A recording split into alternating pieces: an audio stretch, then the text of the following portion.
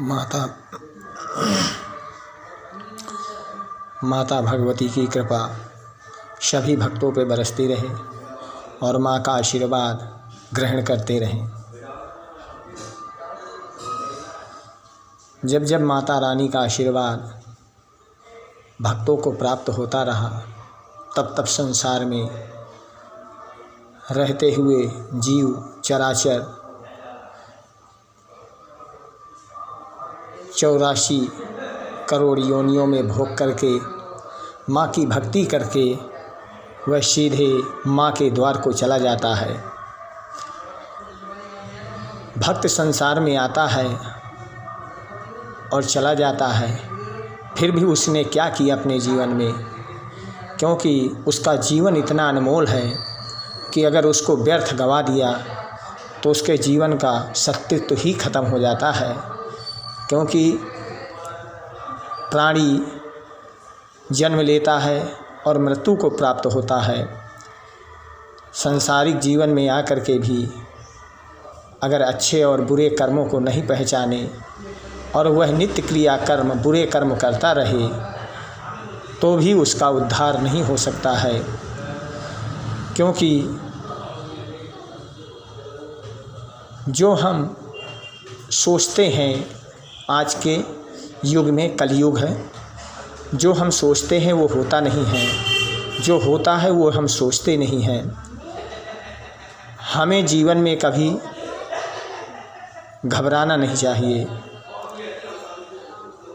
जीवन में सत्य की क्रिया करने वाला व्यक्ति वह अपने जीवन में उसके जीवन में परेशानियां ज़रूर आ सकती हैं, मगर कहते हैं जो बुरा करता है वह इस समय फलता फूलता है, जो अच्छे कर्म करता है वह दुखी रहता है। ये कलयुग का प्रभाव है और कलयुग में इस चीज़ का भगवान परीक्षा लेते हैं कि यह मेरे मोह माया के जीवन से गुजर सकता है या मेरी परीक्षाओं से पास हो सकता है या नहीं हो सकता है। क्योंकि अभी जो बुरा कर रहा है वह अच्छे कर्म कर रहा है, और जो जीवन में अच्छे कर्म कर रहा है वह जीवन के परेशानियों का सामना कर रहा है। इसलिए हमें कभी जीवन में घबराना नहीं चाहिए और वह जीवन को अपने आप में परिश्रम करते हुए उसको व्यतीत करना चाहिए। जब भगवान नारायण ने गजासुर को युद्ध के लिए ललकारा, तब भगवान के ललकारने पर गजासुर युद्ध के लिए आ गया और वह सब कुछ त्याग करके युद्ध प्रारंभ करने के लिए तत्पर हुआ। जब भगवान श्री हरि के संग गजासुर का युद्ध प्रारंभ हुआ तो 10,000 वर्ष तक युद्ध होता रहा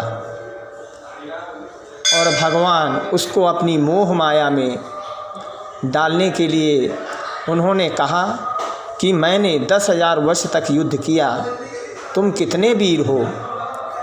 भगवान के वचन सुन करके उसके मन में घमंड और क्रोध और आ जाता है और हंस करके बोलता है भगवान ईश्वर भगवान नारायण से कि हे विष्णु, तुम इतना जल्दी रण युद्ध में थक गए और मैं युद्ध करने के लिए ललायित हो रहा हूँ, आप उठिए और युद्ध करिए।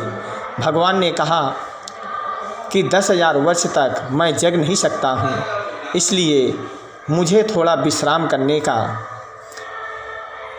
अनुमान हो रहा है। इसलिए हे गजासुर, मैं युद्ध करने से पहले विश्राम करना चाहता हूँ। भगवान विष्णु की बातों को देख करके गजासुर हंसने लगा और उसके मन में यह घमंड उत्पन्न हुआ कि मेरे से वीर चतुर बलवान संसार में कोई भी नहीं है और मुझसे भगवान विष्णु युद्ध क्या कर सकते हैं, क्योंकि वह अपने जीवन में 10,000 ही वर्ष युद्ध करके थक गए तो आगे का युद्ध कैसे कर पाएंगे।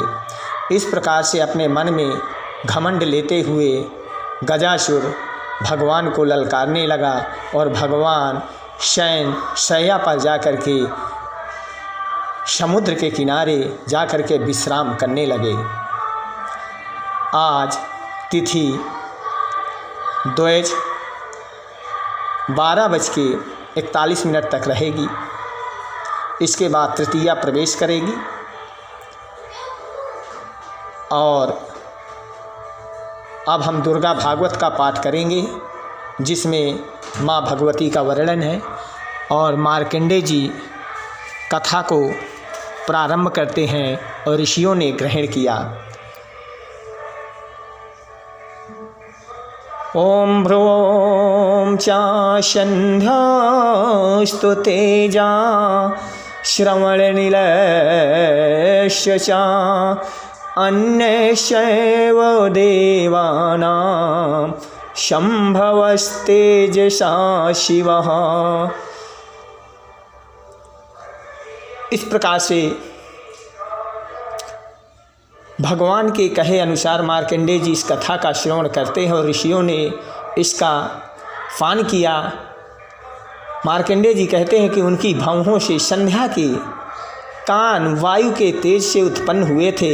इसी प्रकार अन्य देवताओं के तेज से भी उस कल्याणमयी देवी का प्रादुर्भाव हुआ।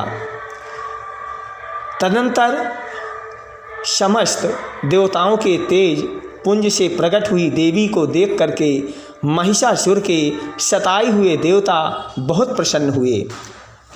इस प्रकार से मार्कंडेय